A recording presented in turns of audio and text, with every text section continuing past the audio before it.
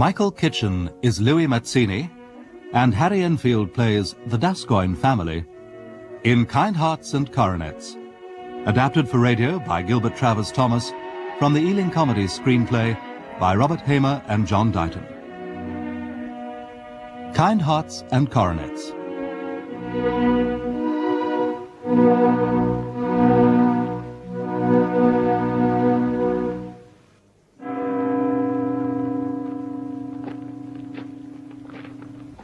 A Capital Punishment Amendment Act 1868. The sentence of the law passed upon Louis Gascoigne Mazzini, Duke of Chalfont, found guilty of murder, will be carried into execution at 8 a.m. tomorrow. A duke, eh? well.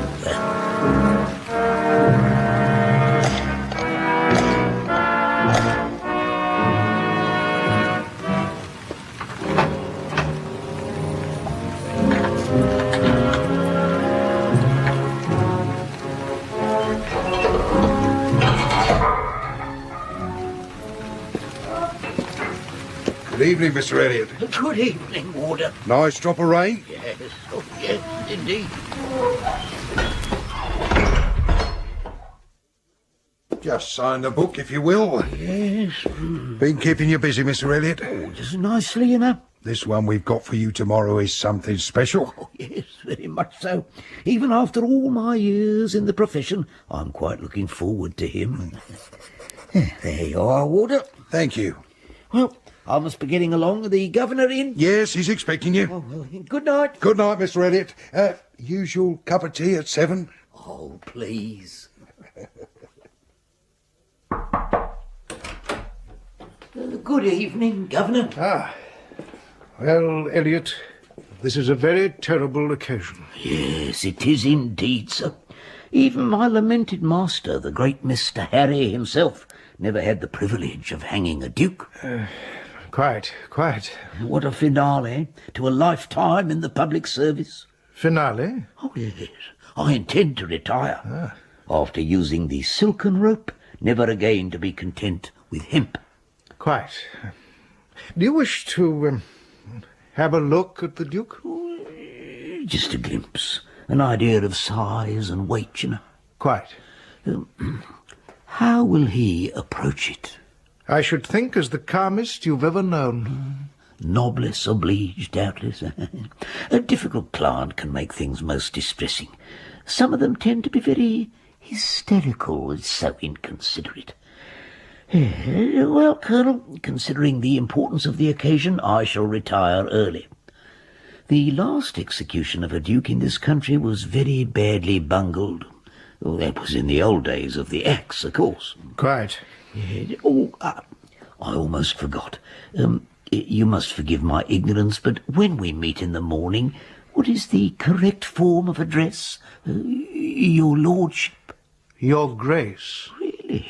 Oh, your Grace. Oh, well, yes, thank you. Yes, good morning, your Grace. Good morning, your Grace. Good morning, your Grace.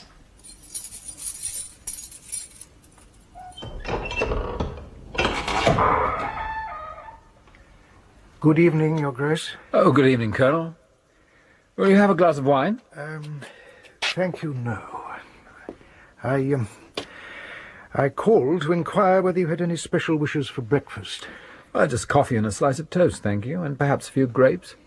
I hate to disappoint the newspaper-reading public, but it'll be too early for the conventional hearty breakfast. The appointment is at 8, is it not? At 8, yes. Well, if there's nothing further I can do for you... No, nothing, thank you, Colonel.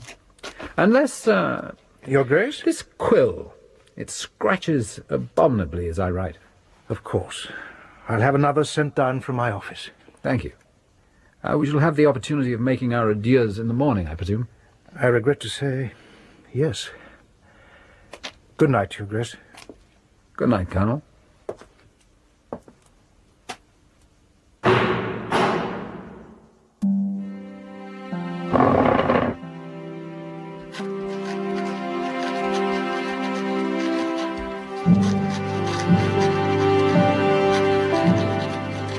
brief history of the events leading thereto, written on the eve of his execution by Louis d'Ascoyne Mazzini, 10th Duke of Chalfont, who ventures to hope that this confession of his guilt may prove not uninteresting to those who remain to read it. With so little time remaining to complete my story, it is difficult to choose where to begin it. Perhaps I should begin at the beginning. My mother was the daughter of the 7th Duke of Chalfont. As soon as she was of age, she eloped with a handsome Italian singer called Mazzini.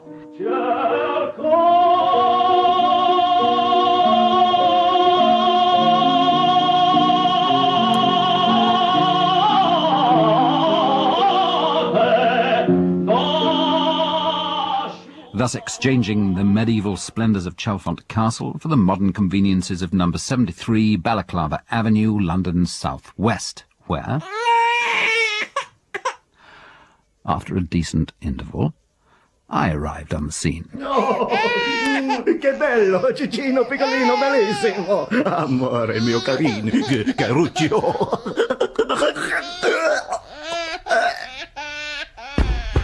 However, my father succumbed to a heart attack at the moment of his first setting eyes on me. Thus, early in his career, Papa was sent to join the heavenly choir, and in the circumstances it will be understood that I have but light memory of him.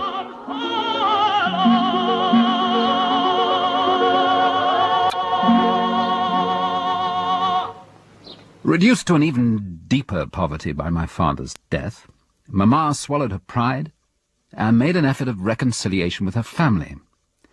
They did not even reply to her letter. So in order to keep us both alive, she was reduced to the horrible expedient of taking a lodger.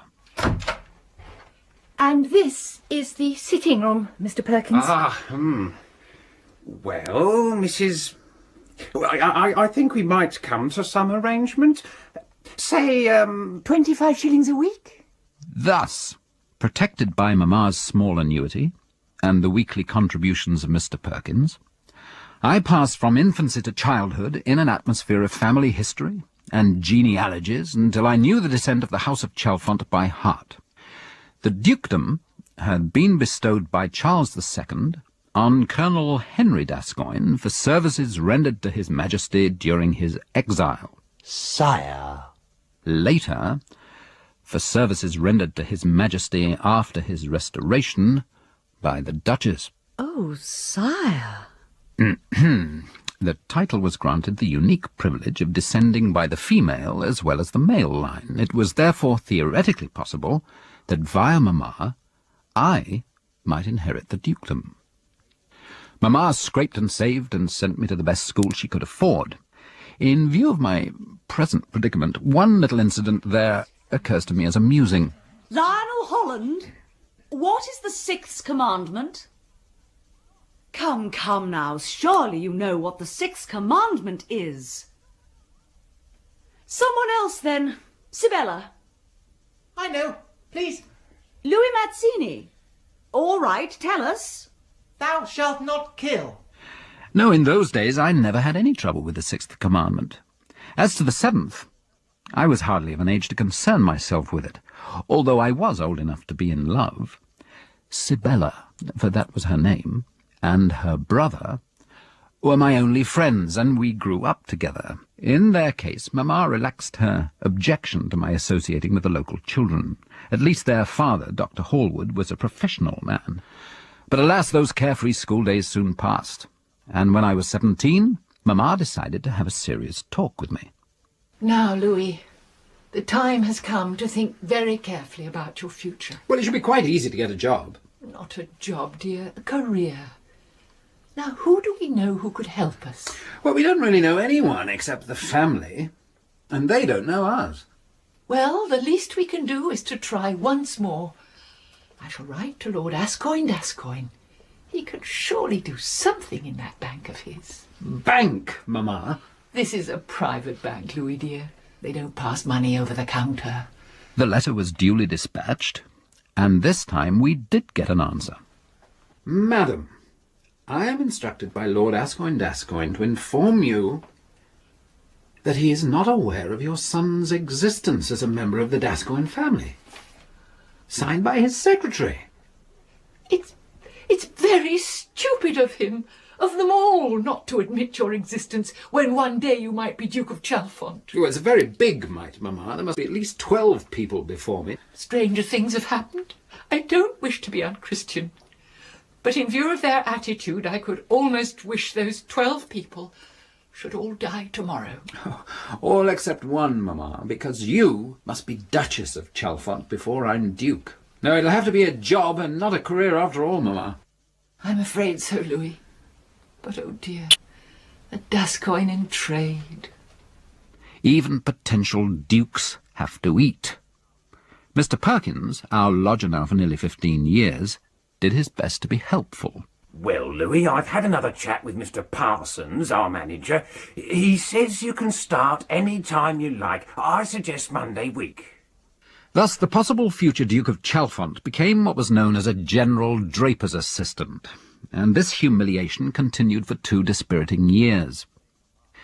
Then one day Mamma, who had broken her glasses and couldn't afford to have them mended, was knocked down by a tram near Clapham Junction and fatally injured. Louis? Louis, where are you? I'm here, Mamma. Louis? Yes, Mamma? I should like to be buried at Chalfont in the family vault. You're not going to die, Mamma. Promise me, Louis. Promise. Mamma!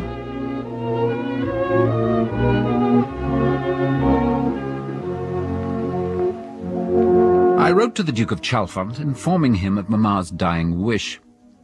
His reply was the curtest possible refusal.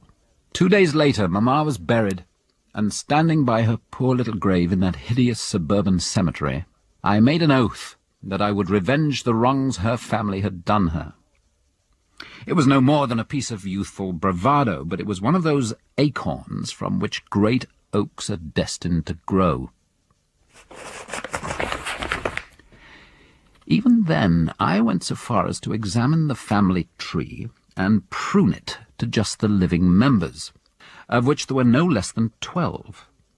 But what could I do to hurt them? What could I take from them?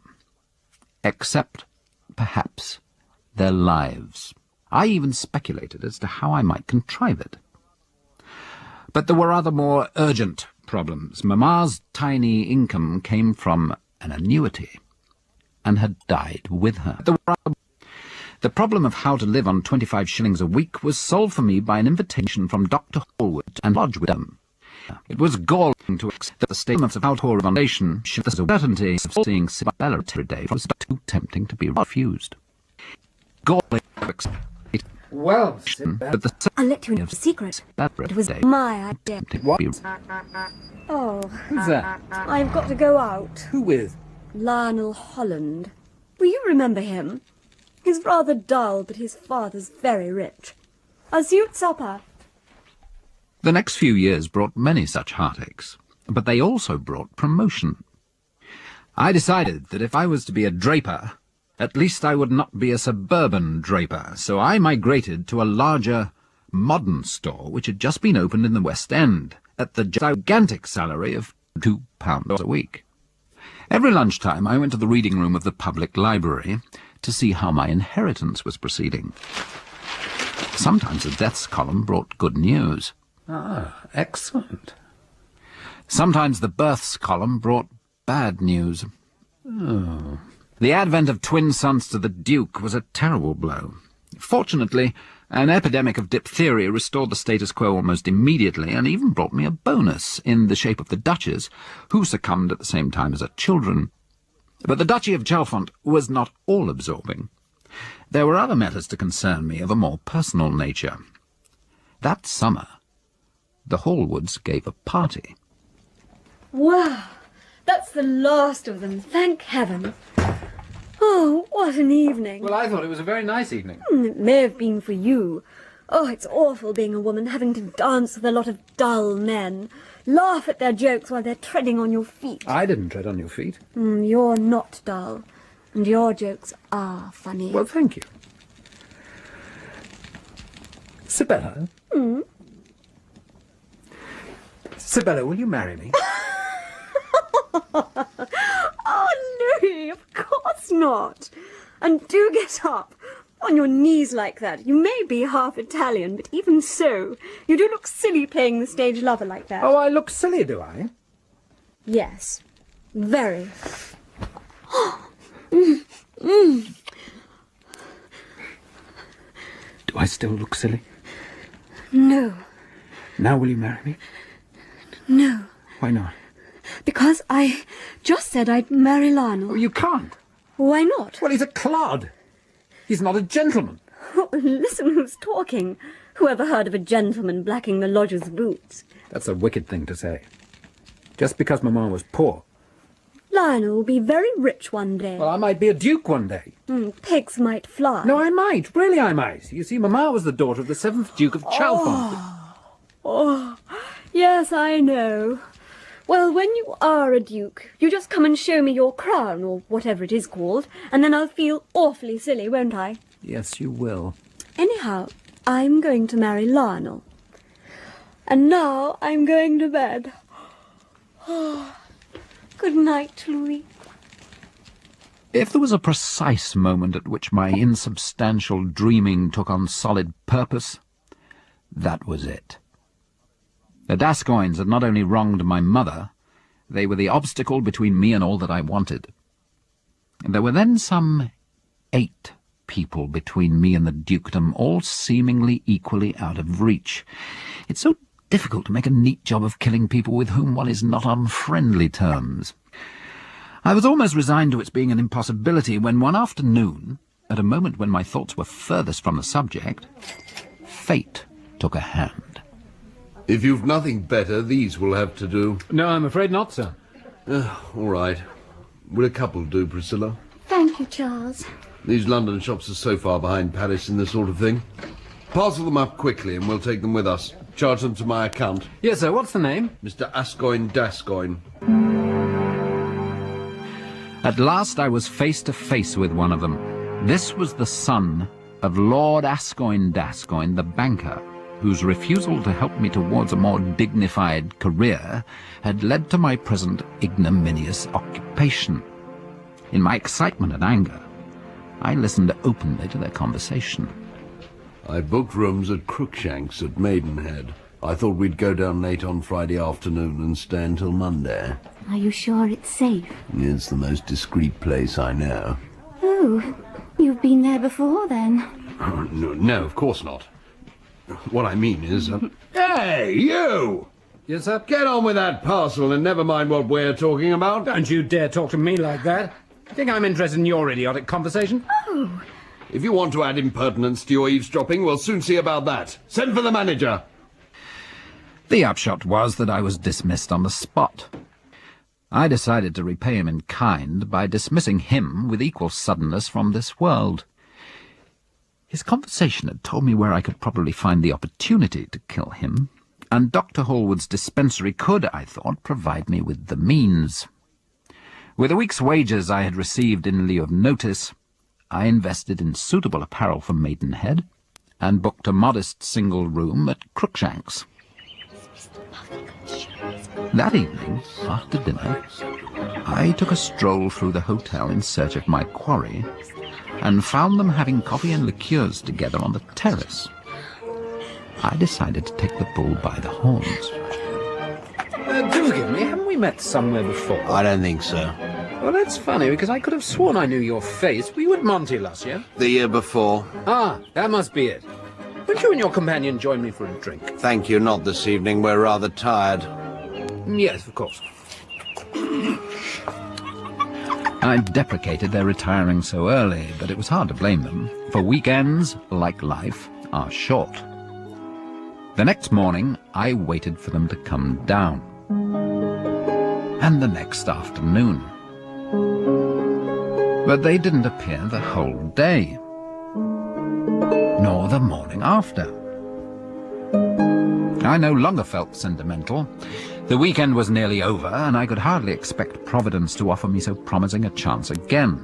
When finally they did appear, and made their way to the hotel boathouse, I was in a state of desperation. We'll take the punt. Very good, sir. Let's have some more cushions and an awning. Yes, sir. Ready, darling? They drifted gently off downstream, and for a while I followed them on foot, hoping for I knew not what. I had the poison with me, but they hadn't even taken a picnic basket. It was possible, however, that they might stop somewhere for refreshment. They did stop shortly afterwards, but not for refreshment, and judging by past experience, they'd be there for hours. I decided to hire a boat myself. I shouldn't take her down there if I were you, sir. Oh, why not? Well, they close the weir gates at 2 o'clock. Ah, is that dangerous? Aye. There've been 1 or 2 nasty accidents. People getting carried over the weir. Oh, really? Aye. You'll see a notice further down telling folks to moor up securely. Did you get any warning? Aye. They all up a red flag and sound a hooter. Thanks. I'll be careful. The rest followed automatically. I found the punt moored under some overhanging branches further up the reach. I tied my own punt by the bank about 30 yards upstream, and pulling off my clothes, slipped over the side into the water.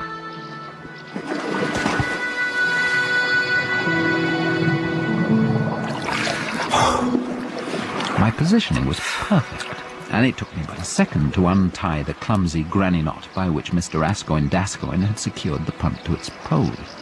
It was beautifully timed.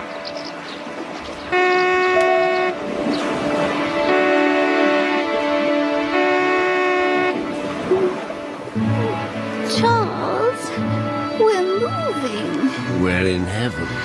But Charles, we're moving. We can't be. We are. By God, you're right. Oh, Charles, look. Nowhere. Can't be alive. No.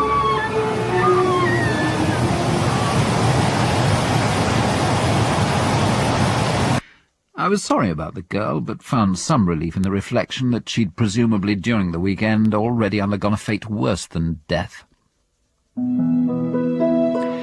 Then I conceived a brilliant idea. I would write a carefully phrased letter of condolence to old Gascoigne. There would be an agreeable feeling of revenge for his cruelty to Mamma, and further, it did not fail to occur to me that there was, at the moment, a vacancy in the banking house. Lord Gascoigne duly rose to the bait. Mr. Mazzini, how do you do? How do you do, sir? Please be seated. Thank you. Ah, that photograph, isn't that, My late son, yes. Yes, a great loss. He was young and foolish, but I believe had he been spared until his maturity... Yes, it was my consciousness of that which led me to presume to tender you my sympathy, sir. I am glad that you did so. A loss so tragic serves to put lesser matters into their proper perspective. If I remember rightly, Mr. Mazzini, some years ago I received a communication from your mother. It was, I believe, in connection with your career. Hello, Louis. You look very pleased with yourself. And so do you, Isabella. I have news. And so do I. What is it? No, yours first. Lionel and I have fixed a date for our wedding. In 2 months' time. Well, my congratulations. No, I should congratulate him. I compliment you. Now your news. Well, it's nothing so exciting as yours. I went today to see Lord Gascoigne, my cousin, you know. He has a private banking house in the city. He offered me employment at once at £5 a week, with excellent prospects of promotion. Louis, I'm so glad for you. Well, thank you. Louis, do you remember? What? Once in this room after my party. I kissed you. Yes. And you were horrible to me. Yes. I made fun about you being related to the Gascoignes. I'm sorry, Louis. Oh, you take it more seriously now? Yes. Louis, kiss me to show you've forgiven me. No. It would be wrong. You're pledged to Lionel. And I behaved like a cad that night. I like you when you behave like a cad. The next candidate for removal seemed to be young Henry Gascoigne, 24 years old, recently married, as yet without issue. I had quite an accumulation by now of Gascoigne data culled from newspapers and periodicals, and I looked through it for a possible approach to Henry. I soon found one. This interesting view of the picturesque village of Wimborne was taken by Mr. Henry Gascoigne, an enthusiastic photographer who has contributed many a beautiful study to our pages. I bought the necessary equipment, second-hand, and bicycled down the following weekend. It seemed to me that I could find no better subject for my first essay in photography than the village inn, and it was through the viewfinder of my second-hand Thornton Pickard that I first saw Henry Gascoigne emerging from the saloon bar. He watched me for a few moments, then came over. Excuse me? Yes? Isn't that a Thornton Pickard? Yes, it is. Are you a photographer? Dabble in it, you know. Got a Sanger Shepherd myself. Well, a Sanger Shepherd. Nice little camera, focal plane shutter, rapid rectilinear and all that. Really? Look here, why not come up to my house and I'll show it to you? I'd like you to meet my wife, too. Well, delighted. My name's Gascoigne, by the way. And mine's Mazzini. You don't do your developing and so on in the house, then? No, I've had the potting shed fixed up as a darkroom. Oh, I say. Couldn't have suited better if it had been built for it.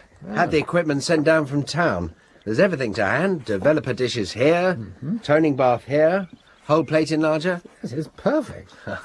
Not too bad, is it? I'll show you some quarter plates I've taken to the village, if you like. Oh, yes, please. Oh, talking of the village, by the by, I don't know if you're thinking of sending any of your efforts here to some periodical, but there's just one thing. Yes? I'm sure you're a good fellow. I wouldn't like to ask you. Ask me what? Well, I'd be most grateful if you'd keep back that last plate you exposed. The inn? But it was delightful. Yes.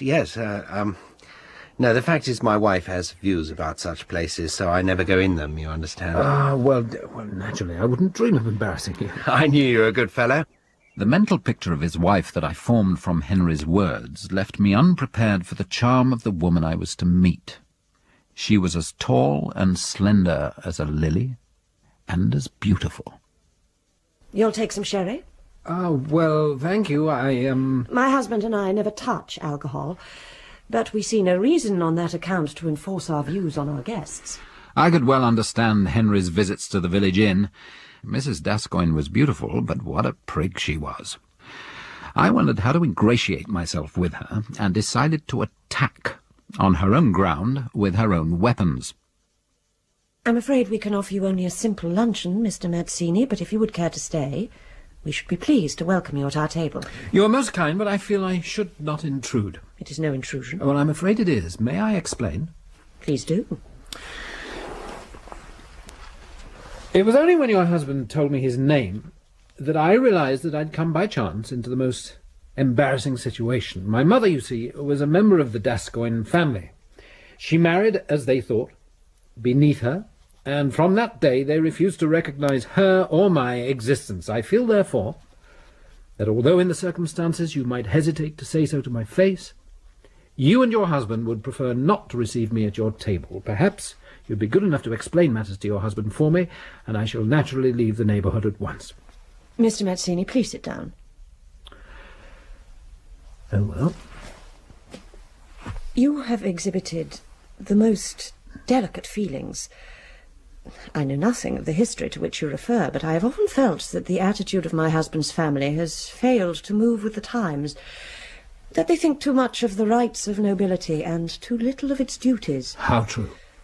The very honesty of your behaviour would appear to me to prove them wrong.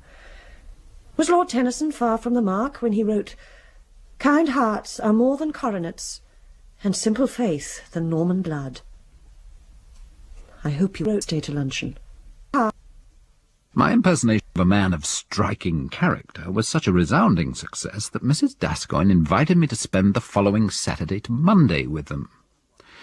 When I returned to the somewhat contrasting atmosphere of Clapham, I found the Hallwoods house in a whirl with preparation for Sibella's wedding to Lionel, which was to take place the next day. Before going to bed that evening, I wandered into the old nursery to fetch a book I'd left there. Well, Sibella, you're not looking as radiantly happy as young females in your situation are supposed to look. I was just thinking of all the fun we've had in this room. You and I. And Lionel. Yes. And Lionel. Oh, Louis, I don't want to marry Lionel. Why not? He's so dull. Well, I must admit he exhibits the most extraordinary capacity for middle age that I've ever encountered in a young man of 24. However, it's a bit late in the day to think of that, isn't it? I know. That only makes it worse. I always told you should marry me. I know. That makes it worse, too. I couldn't help feeling that even Sibella's capacity for lying was going to be taxed to the utmost. Time had brought me revenge on Lionel, and as the Italian proverb says, revenge is a dish which people of taste prefer to eat cold. The following Saturday, I left London in the middle of the night and reached Henry's house just before dawn. It took a mere 5 minutes to get into the potting shed and substitute petrol for paraffin in the dark-room lamp. Then I repaired to a meadow and took a few hours' sleep while awaiting the hour at which I could reasonably arrive at the house. But the day dragged by in an agony of suspense for me. Henry took photograph after photograph, but seemed to have no urge whatever to follow it up with a visit to the dark-room. I began to fear he'd suddenly taken the pledge. Hold it. That's perfect. There! I think that'll do it. Look, Edith, if you don't mind, I'll just go and develop these before tea. Care to come, Mr. Mazzini? Well, I would indeed, but I have a slight headache, the sun, I think, and I'm afraid the chemicals wouldn't improve it. Pity. Mr. Mazzini and I will have tea under the tulip tree. Right, yeah. I've always found that most beneficial for a headache.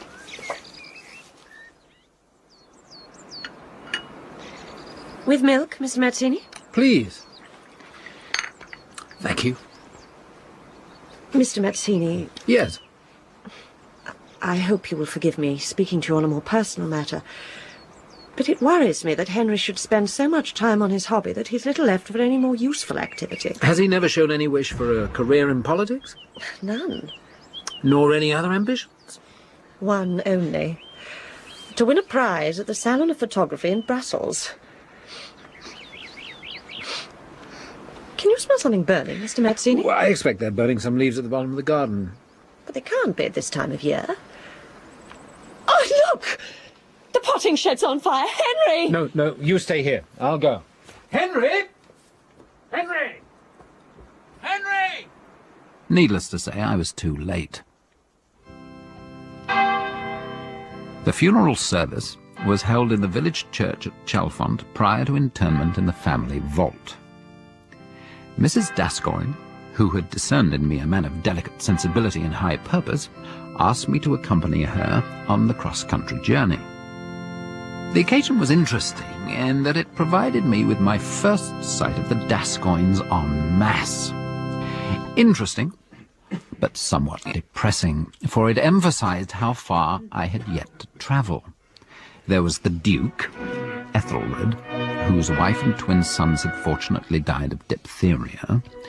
There was my employer, Lord Gascoigne. The service element consisted of Admiral Lord Horatio Gascoigne and General Lord Rufus Gascoigne. Next to him was Lady Agatha Gascoigne. Rufus, wake up! All right. And in the pulpit, talking interminable nonsense, the Reverend Lord Henry Gascoigne. No exaggeration to say that the life cut short was one rich in achievement and promise of service to humanity. Amen. The Gascoignes certainly appeared to have accorded with the tradition of the landed gentry and sent the fool of the family into the church. Here's your carriage. Well, goodbye, Edith, my dear. Goodbye, Uncle Ethelred. No fretting now. After all, one thing to be said, we all have to come to it. A great thing, you know, family vault like ours. Constant reminder of one's heritage.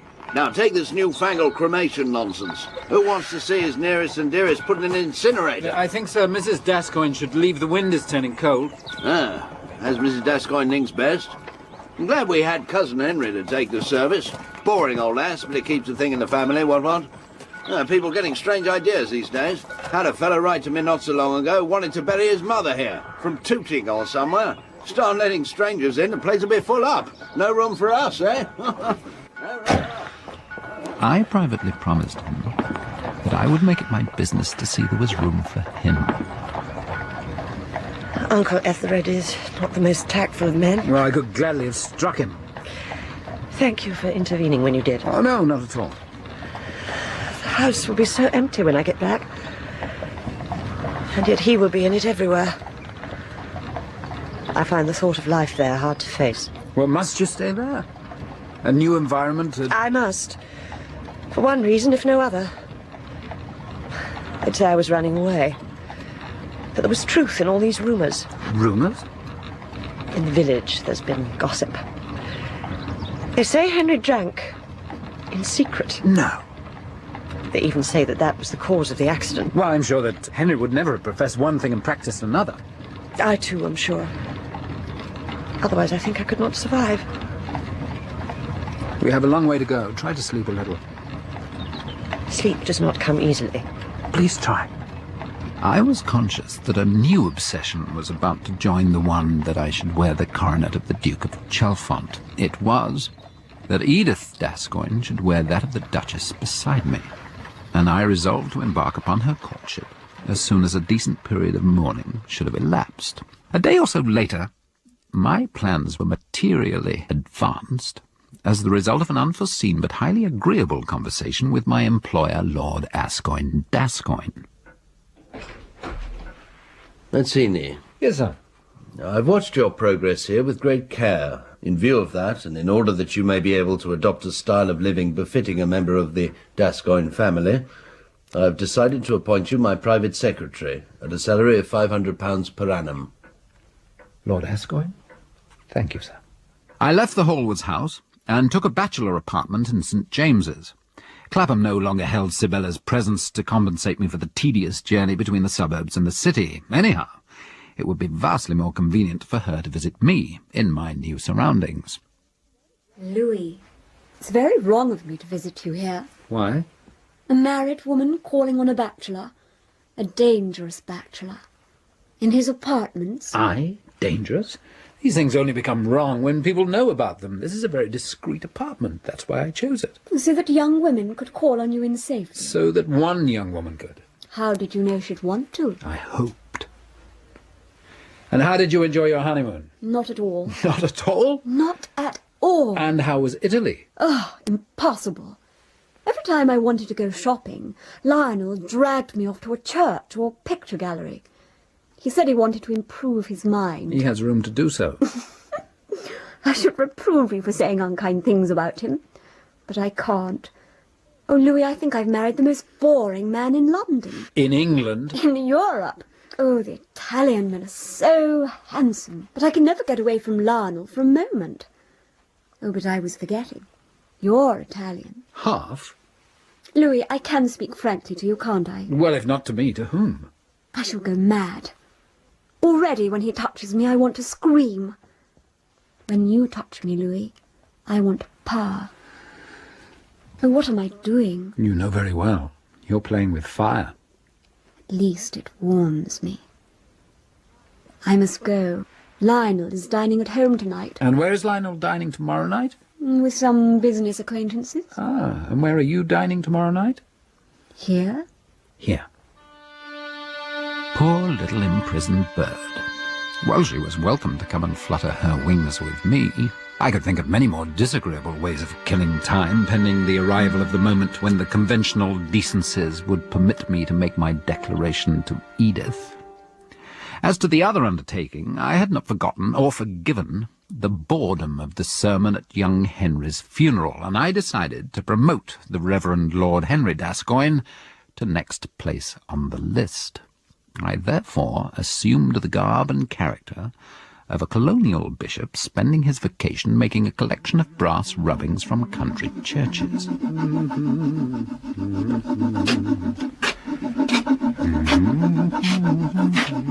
Good evening, my lord.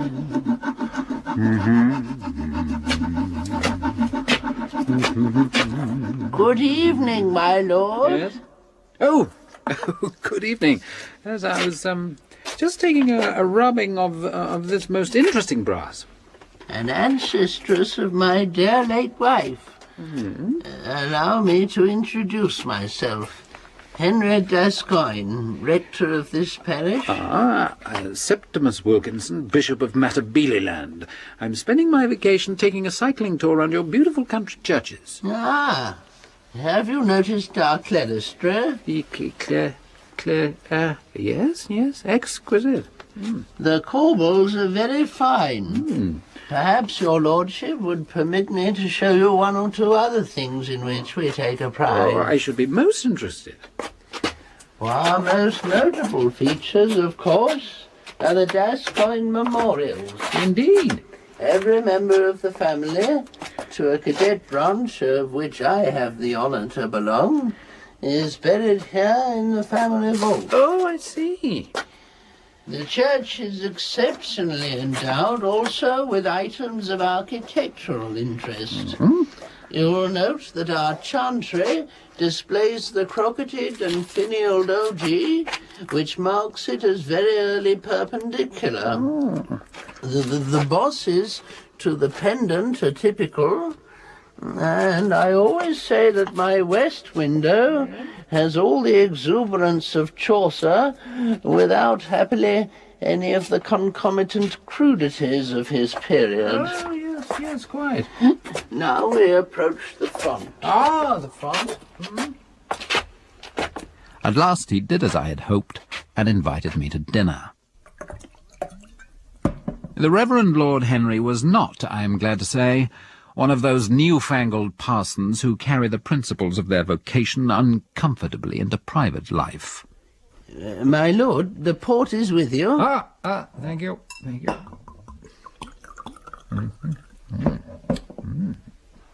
How do you find the wine? Admirable.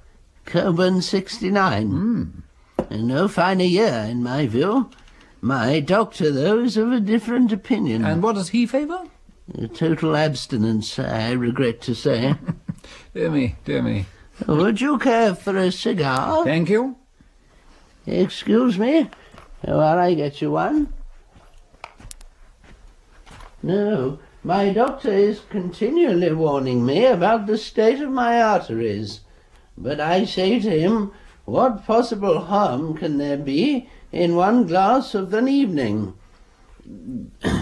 Or even two? Yeah, well, what harm indeed? You do not condemn me, then? Oh, not in the least. There, my lord. I think you'll find this cigar as admirable in its way as the Coburn 69. Thank you. If I may say so, without disrespect to my superiors, your visit has brought me something which I could not expect from any churchman in this country. It had indeed, for the arsenic, which I had purloined for young Henry and had not used, was now dissolving in old Henry's fourth glass of Coburn 69.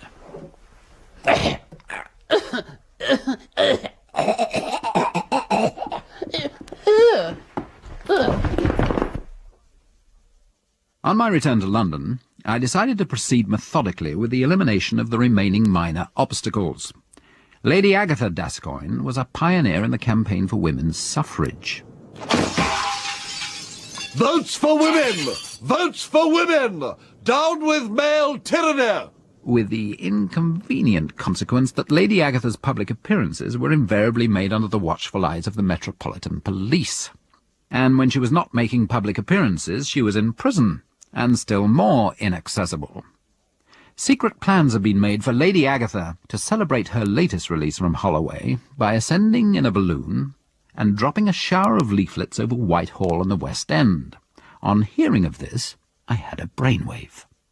Not for nothing had I been an ardent toxopholite in my late teens. Good morning, sir. I want a bow and arrow.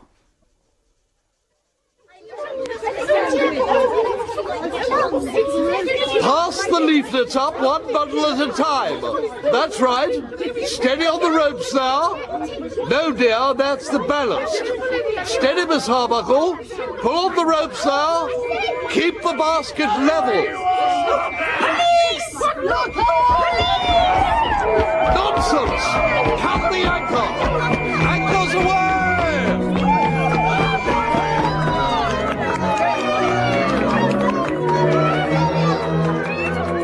Perfectly composed, I waited by the window of my apartment. My meteorological calculations proved correct. Borne steadily along on the prevailing wind, Lady Agatha hove in sight. I took careful aim and fired. I shot an arrow in the air.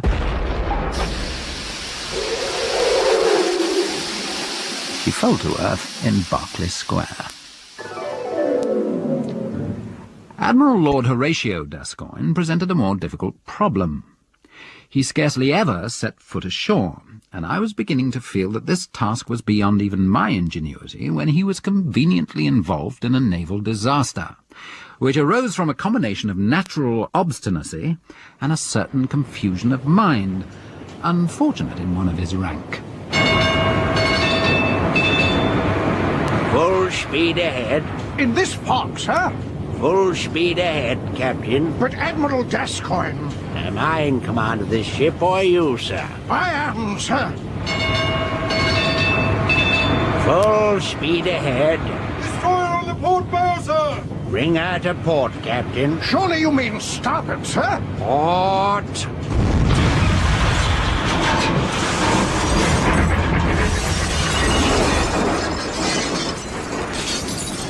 Both ships sank almost immediately, though fortunately all hands were saved, save one. Admiral Lord Horatio, obstinate to the last, insisted on going down with his ship.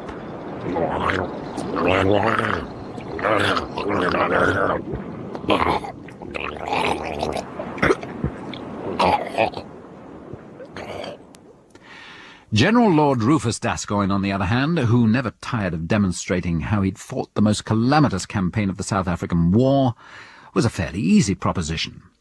It seemed appropriate that he who had lived amidst the cannon's roar should die explosively.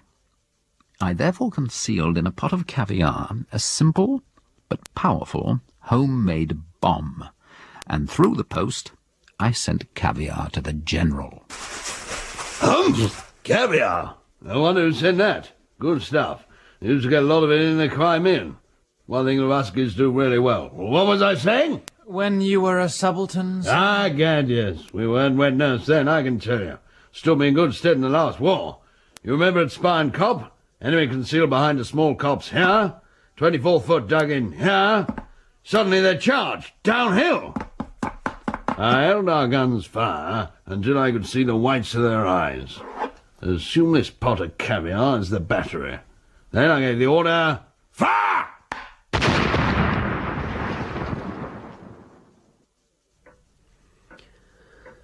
One could almost believe there was a curse on our unfortunate family, Mazzini. Indeed, Lord Gascoigne, one could. I don't know if you realise how close this series of tragedies has brought you to the succession. Do you mean... Do you not realise that you are heir presumptive to the dukedom? That is to say, in the event of the present Duke Ethelred dying without issue, I alone intervene between you and the title. But, sir, you... And I am an old man. I've never really recovered from the first of these calamities. Do you mean that I might become Duke of Chalfont? I mean that you almost certainly will. And in view of that, I feel it would be more fitting that you should cease to be an employee here and become instead my partner.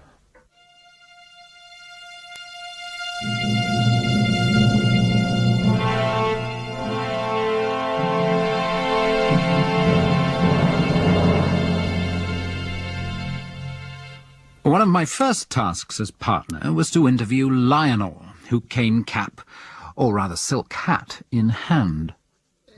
The fact is, old boy, we sold short, and the market hasn't dropped as we expected. Yes, I feel entitled to point out that we here in this bank regard our function as the encouragement of constructive investment and not the financing of mere gambling transactions.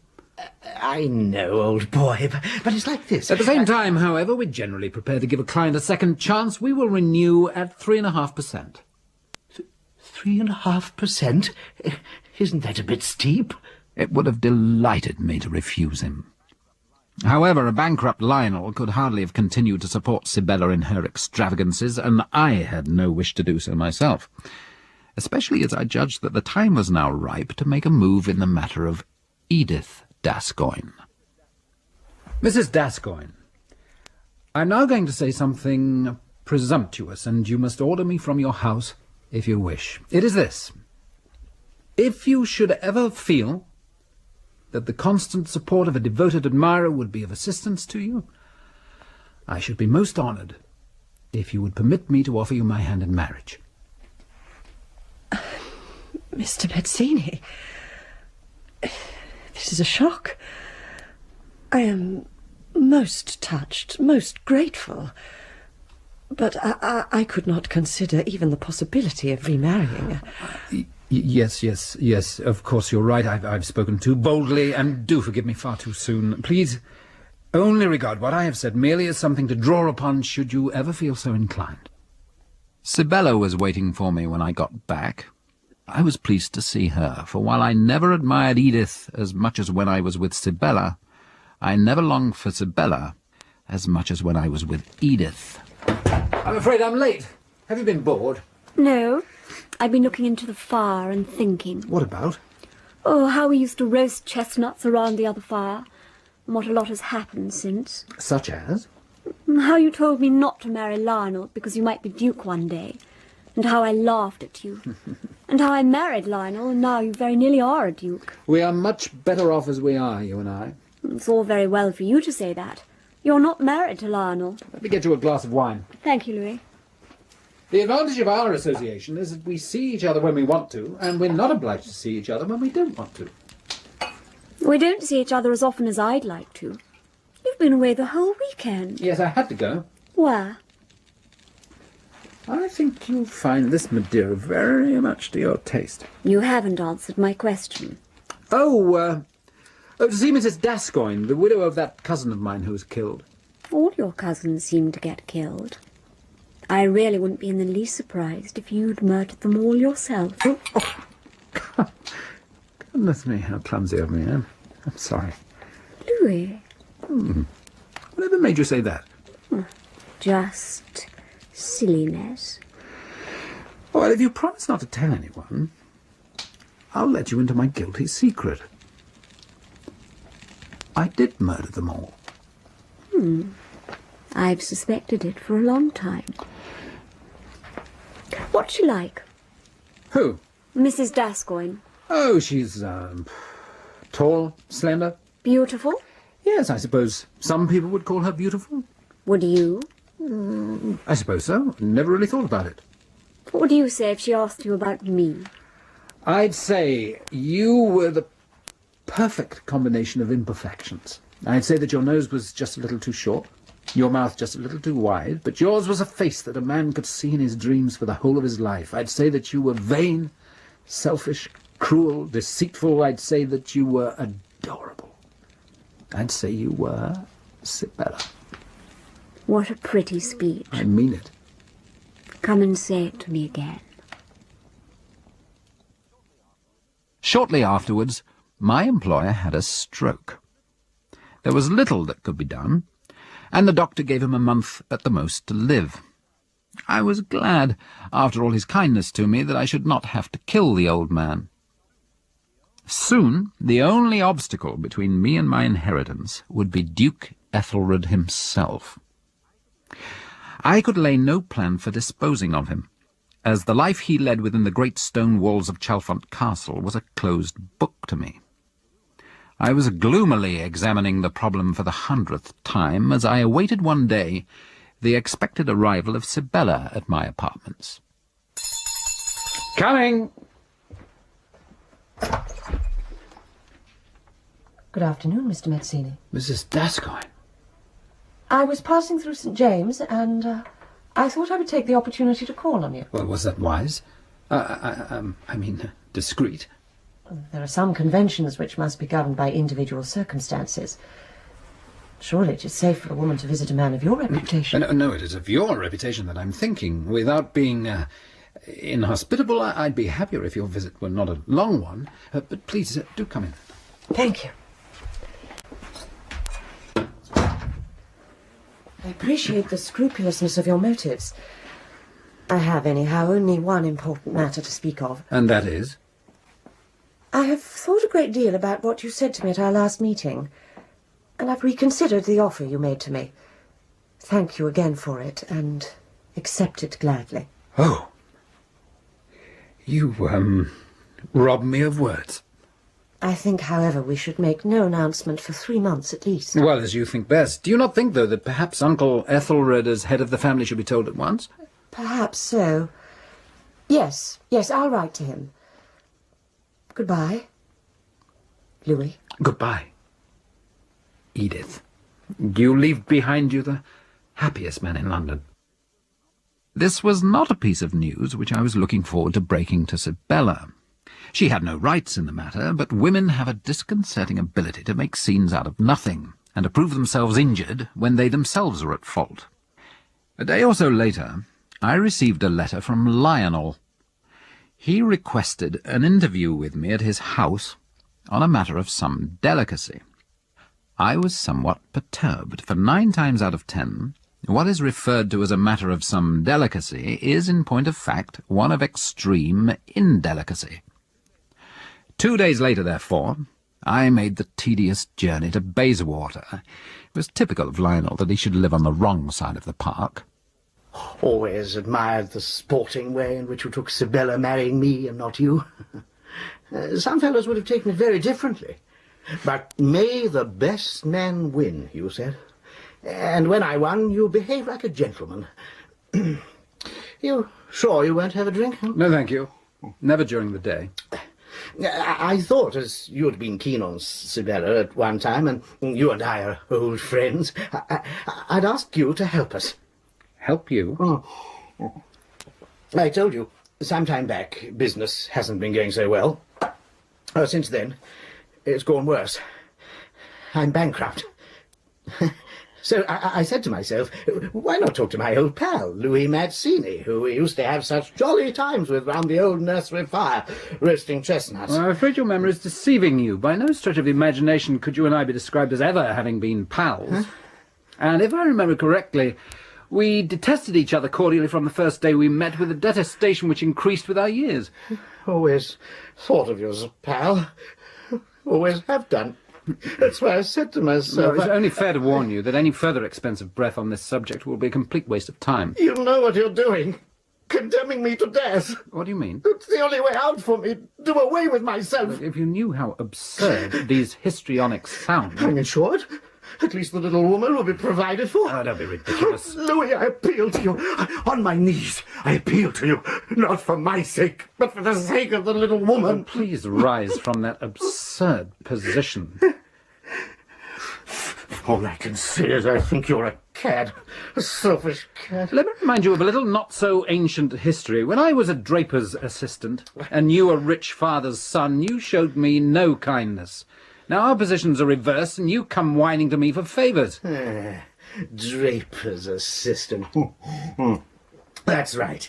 Rotten little counter-jumper, that's all you are. Very high and mighty now, but your mother married an Italian organ grinder. Get up out of that chair. Eh? I said get up. I will not tolerate hearing my mother's name on your coarse lips. So, you want to fight? Well, whatever else, Lionel Holland is not a coward. There seems no point in prolonging this vulgar brawl, and I refuse to demean myself by fighting with a drunken oaf. And if you take my advice, you'll pick yourself up and go and put your head under a cold tap.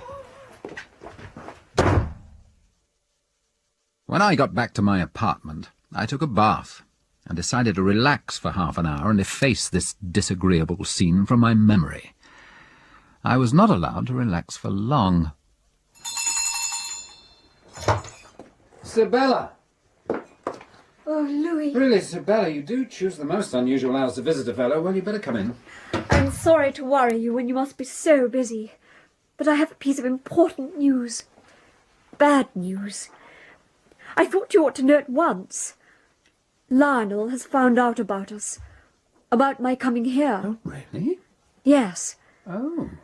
I had the most dreadful scene with him last night. Well, I suppose even Lionel isn't stupid enough to be deceived forever. You won't take it so calmly when you hear. He's going to start divorce proceedings. Well, how very unsophisticated of him. There's only one way out that I can see. And that is? Lionel is still in love with me. My happiness is all he cares about. He might do the gentlemanly thing and let me divorce him. If? If I were in a position to explain to him that otherwise he would be jeopardizing the social position not only of the future Duke, but also of the future Duchess of Chalfont. I see. Well, you're a clever little thing, Sibella, but not quite clever enough. What do you mean? I mean that not only do I know that you're blackmailing me, an ugly word, but the only appropriate one, but I also know that you're bluffing. Call my bluff and see. I will. It so happens that I was with Lionel less than an hour ago, and it was transparently clear from his demeanour and conversation that he hadn't the faintest suspicion that you and I had any relationship other than that of, as he would probably put it, old pals who used to roast chestnuts together round the jolly old nursery fire. So, while thanking you for the honour that you've done me, I must decline your offer because I have other arrangements which make it impossible for me to accept. Namely? I'm shortly going to announce my engagement to Mrs. Dascoyne. May I say that I think you've behaved despicably. And has it ever occurred to you, Sibella, that we serve each other right, you and I? Would it be asking too much of your manners to escort me to the door? I had suspected that to confide the secret of my engagement to Mrs. Dascoyne to the Duke might be an adroit manoeuvre, and I was proved correct, for it produced an invitation for Edith and me to spend a few days at the castle. I must confess that I could not suppress an agreeable sensation of triumph as I approached the gateway. It was just an informal little house party. Our fellow guests were Lady Redpole and her daughter Maud, who most suitably resembled nothing so much as a Redpole cow and had little more conversational ability. Did you go to the opera this season? No. In the afternoon, Ethelred invited me to inspect the castle. I had never been in a building so lavishly equipped with the instruments of violent death. Feel the weight of that sword. Our ancestors must have been fine men, Louis. They seemed, however, ill-adapted to the discreet requirements of 20th century homicide, and the end of the day found my host still intact and myself still without a plan. Try this. Coburn 69. What? Coburn 69. Family favourite, so to speak. Old Henry was inordinately fond of it. Yes, I believe. They say young Henry drank too, you know. Oh, surely not. I wouldn't say anything to his wife, of course. Beautiful woman, Edith. You're a lucky fellow, Louis. I never ceased to be conscious of it. Oh, I suppose I ought to call you Louis, now you're one of the family. Have a nut. Thank you. What do you think of Maud? Well, a charming girl, though perhaps at times her conversation is a little lacking in sparkle. Most boring woman I've ever met. Only got two interests in life, her stomach and her horses. Plain, too, but good breeding stock. Oh, yes, good breeding stock, the Redpoles, and they litter a very high proportion of boys. Do I gather you to mean... Spoke to old Lady Redpole this afternoon. Only too glad to get the girl off her hands. Oh, my congratulations. Duty to the family, really. When does the union take place? Very soon. I'm not growing any younger. Mightn't get a son first time either. Have a quiet wedding, I thought. We shall honeymoon on the Riviera and then go on to Italy afterwards. No sense in inflicting her on one's friends. Oh yeah, when she's got a family, that'll keep her out of the way. This news threw me into such distress of mind that had I had poison in my possession, I would probably have administered it to Ethelred there and then, and chanced the consequent inquiries. One thing was clear. If I did not succeed in disposing of him during this present visit to the castle, I was likely to see the ruin of my whole campaign. Next morning, I went out shooting with Ethelred. Or rather to watch Ethelred shooting, for my principles will not allow me to take a direct part in blood sports.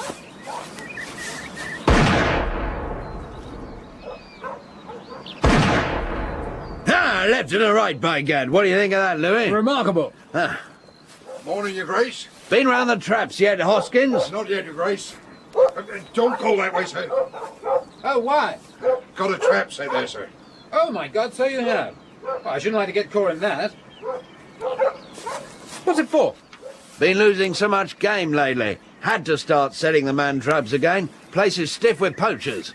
You ever catch any this way? Caught one yesterday. And what do you do with them? Charge them? No. Hoskins thrashes them and lets them go. They don't poach on my land again, I can tell you. All right, Hoskins. Keep moving the traps around or the blighters will tell each other where they are. Yes, Your Grace. Getting on for lunchtime. Shall we go back? Yeah, oh, by all means. Oh, lost something? Yes, my cigarette case. I must have dropped it back there when we were talking to Hoskins. You go on. I'll catch you up. Can you manage that thing by yourself, Hoskins? Yes, thank you, sir. Where are you putting it? By this elm, sir. I've got a notion these ruffians come up the gully here. Are you, looking for something, sir? No. It's all right. I thought I'd lost my cigarette case. Find it? Yes, thanks. Might have another walk around this afternoon if you feel like it. That would be most pleasant. So after luncheon, we went out to massacre a few more unfortunate birds.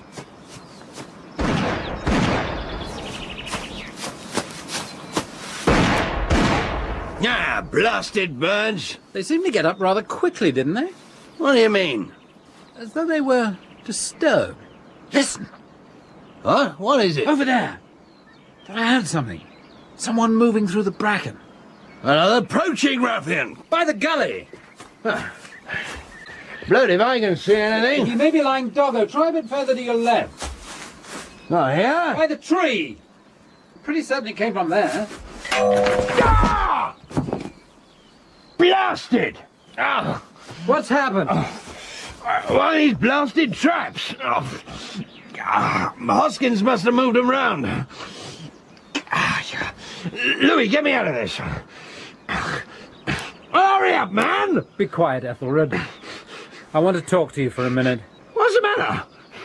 You gone mad? No, but if you make any more noise, I'll blow your head off.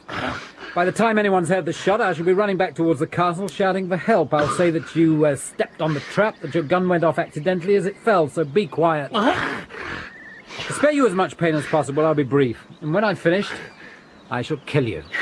And you'll be the 6th Gascoigne that I've killed. Do you want to know why? In return for what the Gascoignes did to my mother. Devil! You yourself refused to grant her dying wish, which was to be buried here at Chalfont. And when I saw her poor little coffin slide underground and saw her exiled in death as she had been in life, I swore to have my revenge on your intolerable pride. That revenge I'm just about to complete. It's clear that you're insane. Give me that gun at once. No. From here, I think, the wound should look consistent with the story that I shall tell. No!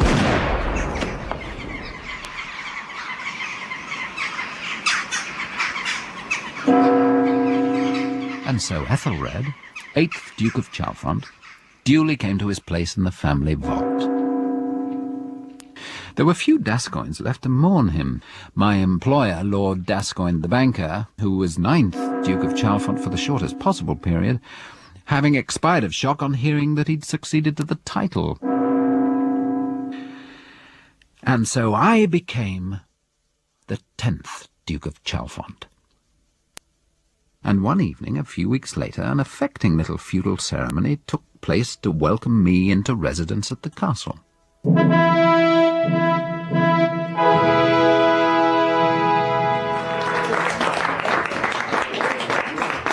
And I promise you that my first consideration, and that of Mrs. Gascoigne, who has done me the honour to consent to be my wife, will be the welfare of the estate and of the people who live on it. God bless you all.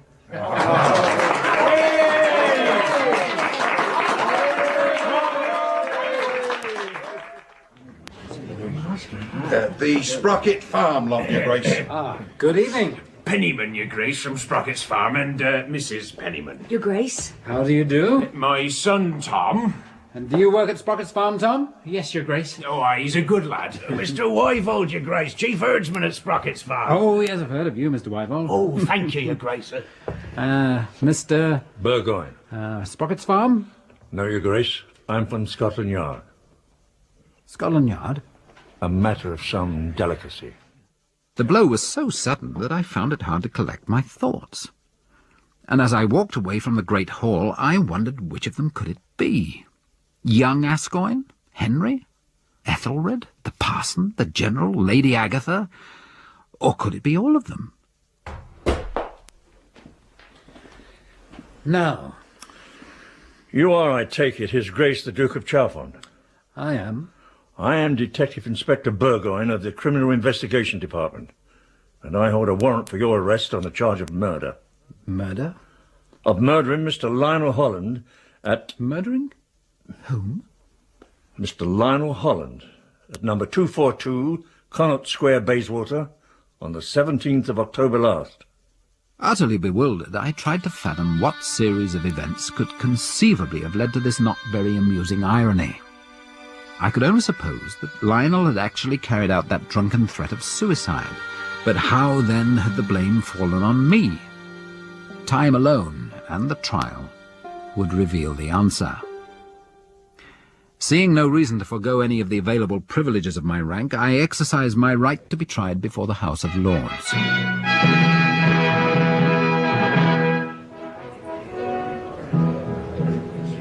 Louis Gascoigne Mazzini, Duke of Chalfont, you as a peer of England are indicted for murder. How say you, Your Grace? Are you guilty of the felony with which you are charged, or not guilty? Not guilty. How will you be tried? By God and my peers. God send Your Grace a good deliverance. That the evidence I shall give before this court shall be the truth, the whole truth, and nothing but the truth, so help me God. Mrs. Holland, will you tell their lordships in your own words the substance of the conversation you had with your husband the evening before his death? He told me that Louis, the prisoner, was coming to see him the next day on a rather delicate matter. Did he indicate what the matter was? He discovered that the prisoner and I had been... Had been on terms of intimacy? Yes. And what was his attitude? He felt that the correct thing to do was to tell him to his face that he intended to start proceedings for divorce. Now, from your knowledge of the prisoner, how would you expect him to receive that news? I should expect him to be very angry. Now he was heir to a dukedom, he had no more use for me. I see. He was trying to discard you? Yes. Mrs. Holland, I apologize for submitting you to this ordeal, but will you tell their lordships how you found your husband's body? I came back at about 4:30. I went into my husband's study. He was lying on the floor with a dagger stuck in his chest. One last question, Mrs. Holland. Had your husband ever at any time threatened suicide? never. Thank you, Mrs. Holland. My client craves their lordship's permission to cross-examine the witness himself. Their lordships grant their permission. Thank you. Mrs. Holland, you understand the meaning of being on oath? Of course. And you realise that a life may depend upon the truthfulness of your evidence? Yes. I put it to you that your story of your conversation with your husband on the night before his death is a complete fabrication. It is not. I put it to you that your husband committed suicide. He would never have done that without leaving a message for me. Oh, well, can you swear that he did not? The police searched the room very thoroughly. They didn't find anything. I suggest that your evidence is a tissue of lies dictated by motives of revenge.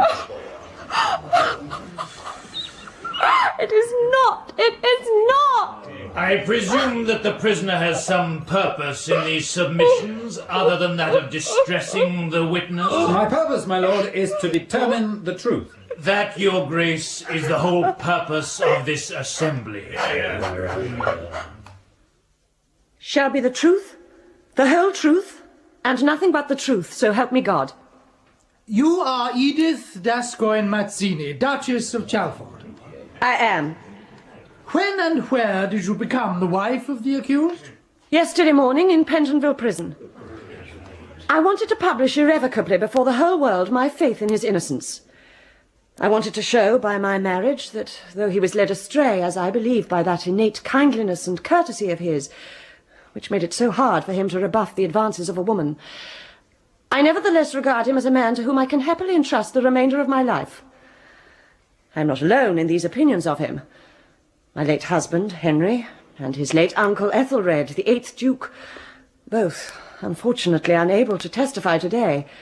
These and other members of the Gascoigne family, had they been alive, would, I know, have echoed every word that I have said. Now, Your Grace, the deceased was a client of the banking house of which you are chairman and managing director? He was? In the normal course of business transactions, he would have come to see you at your office? Yes.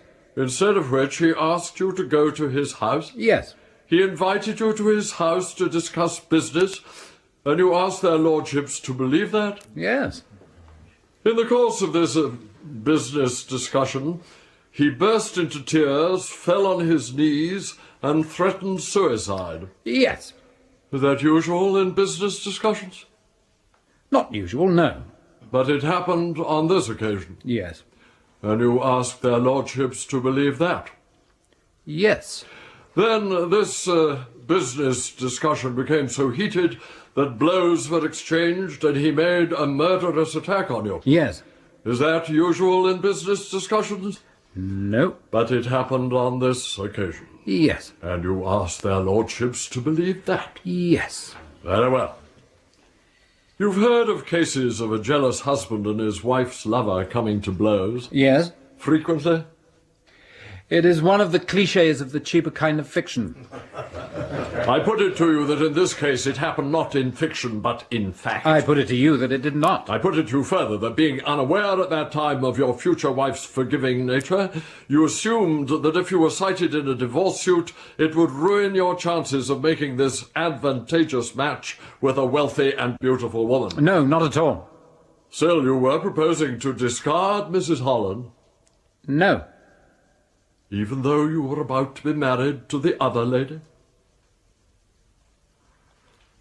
Thank you, Your Grace. That is all.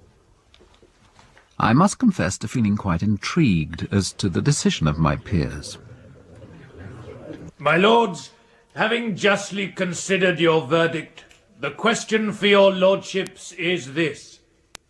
Is the prisoner guilty of the felony whereof he stands indicted, or not guilty? Guilty, upon mine honour. Guilty, upon mine honour. Guilty, upon mine honour. Guilty, upon mine honour. Thus was I, Louis Mazzini d'Ascoyne, 10th Duke of Chalfont, unjustly condemned for a murder I did not commit.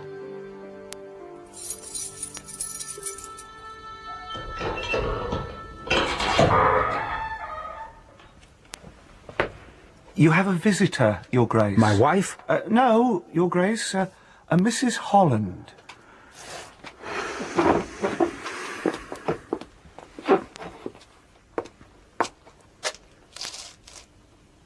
Louis. Sibella. I considered it both seemly and touching that my dear wife should visit me as she did this morning to make her farewells. Your arrival, on the other hand, appears to me unseemly and tasteless in the extreme. I couldn't bear my last sight of you to be that look of hatred you gave me as you went out from the trial. Well, in view of the fact that your evidence had put the rope around my neck, you could hardly expect a glance of warm affection. Isn't there any hope? What hope could there be? I was only thinking that question you asked at the trial about Lionel leaving a suicide note. Suppose he did. Suppose that one were found, even now, this last evening. It would savour of a miracle. Miracles can happen. Miracles could happen. A note might be found. I see. It's strange, isn't it, how things turn out? Now, if you had married me instead of Edith... Or you had married me instead of Lionel... He would still be alive, and you wouldn't be going to be hanged tomorrow morning. Unless, of course, you'd murdered somebody else. All of which is rather beside the point, isn't it? Is it? Do you remember in the old days how we used to play 10 green bottles? And if one green bottle should accidentally fall... There'll be 9 green bottles standing on the wall. Quite a lot of green bottles have accidentally fallen, haven't they? One way or another. And every one of them a Gascoigne. Yes, we do seem to be a very short-lived family, I must admit. Of course, Edith is only a Gascoigne by marriage, so I suppose her prospects of a long life are better. Perhaps. Except for a miracle, like the other one we were talking about. Oh, so now we have 2 miracles in mind, do we? Lionel's note and Edith's early demise. Yes. Wonder if they're in any way dependent on each other. They might be. What do you think? Time's up, Your Grace. What do you think? Poor Edith. I'm afraid all this is going to take years off her life. Do you think so? Well, I'm almost certain of it. Au revoir, Louis. Au revoir, Sibella. So there it was.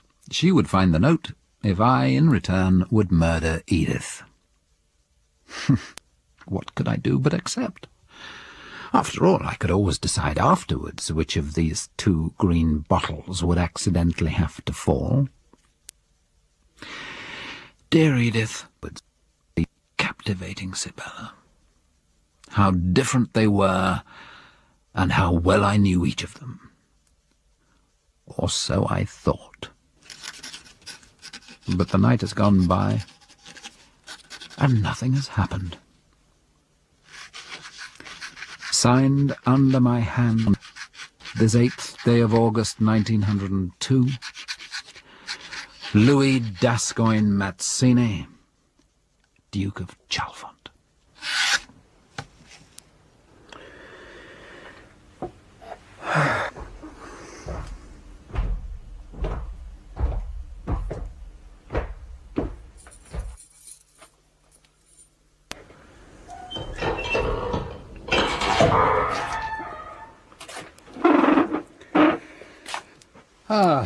All ready? I'm afraid so. If you have any last instructions... Well, I think, Colonel, it only remains to thank you for your many kindnesses. Your Grace. Well, won't you introduce our friend? Mr. Elliot, His Grace the Duke of Chalfont. Good morning, Your Grace. This won't take a moment, but first, if Your Grace will pardon the liberty, I should like to read some verses composed by myself for use on these melancholy occasions. Your Grace permits? Oh, with pleasure. As you see by this pile of manuscript here, I too have not been idle. Oh, a fellow artist, Your Grace. My friend, reflect. Pardon me. Your Grace, reflect while yet of mortal breath some span, however short, is left to thee. How brief the total span twixt birth and death, how long thy coming tenure of eternity. Well, thank you. Your Grace, prepare. Colonel! Colonel! Well, what does this mean? This letter has come from Whitehall, sir. The messenger said it was to be delivered to you immediately. Excuse me. Thank God. Your Grace, this letter is from the Home Office. Apparently a note has been found, undoubtedly in Mr. Holland's handwriting, expressing his intention to commit suicide. It is a miracle. Yes. It is, like a miracle. Pending receipt of further instructions, I'll try to make you reasonably comfortable in my quarters. I imagine you won't be sorry to leave here. Well, it is a trifle austere. Oh, goodbye, Mr. Elliot. I'm sorry our acquaintance was so short-lived. Good morning, Your Grace. Good morning.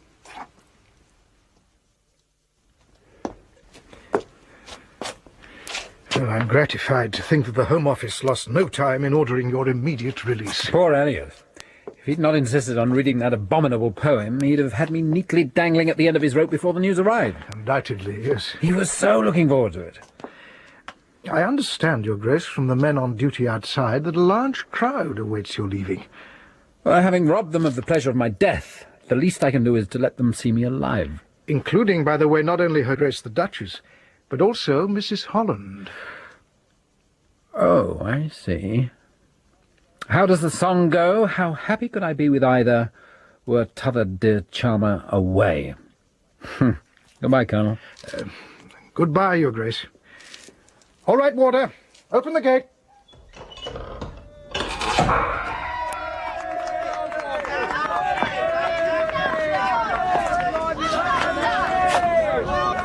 Thank you. Thank you so much. Excuse me, Your Grace. Yes? I represent the magazine Titbits, by whom I am commissioned to approach you for the publication rights of your memoirs. My memoirs? Oh, my memoirs. My memoirs.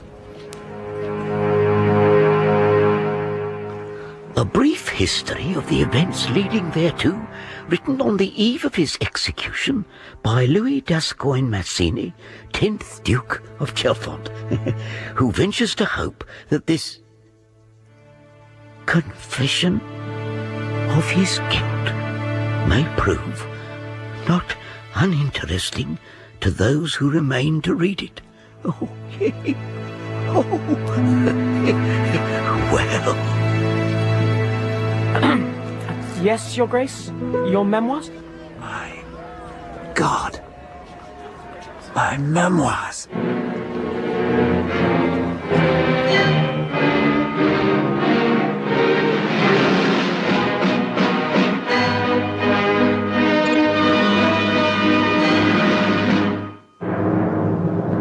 In Kind Hearts and Coronets, adapted for radio by Gilbert Travers Thomas from the Ealing comedy screenplay by Robert Hamer and John Dighton, you heard Michael Kitchen as Louis Mazzini and Harry Enfield as Colonel Henry Gascoigne, Mr. Ascoigne Gascoigne, Lord Ascoigne Gascoigne, Henry Gascoigne, Lady Agatha Gascoigne, the Reverend Lord Henry Gascoigne, Admiral Lord Horatio Gascoigne, General Lord Rufus Gascoigne, and Duke Ethelred Gascoigne. Hayden Gwynn was Edith Gascoigne, and Lindsay Baxter Sibella. Timothy Bateson played Elliot the Hangman, Michael Dennison was the Crown Counsel, David Lodge, Inspector Burgoyne, Geoffrey Whitehead, the Prison Governor, Zulema Dean, Mrs. Mazzini, and David Timpson, Lionel. Other parts were played by John Hartley, Ross Livingston, David Collings, Tracy Wiles, Jonathan Keeble, Jane Whittenshaw, Roger May, and Stephen Critchlow. Original music was composed by Barrington Phelan. Music from the film was composed by Ernest Irving and W.A. Mozart. Kind Hearts and Coronets was directed by Andy Jordan.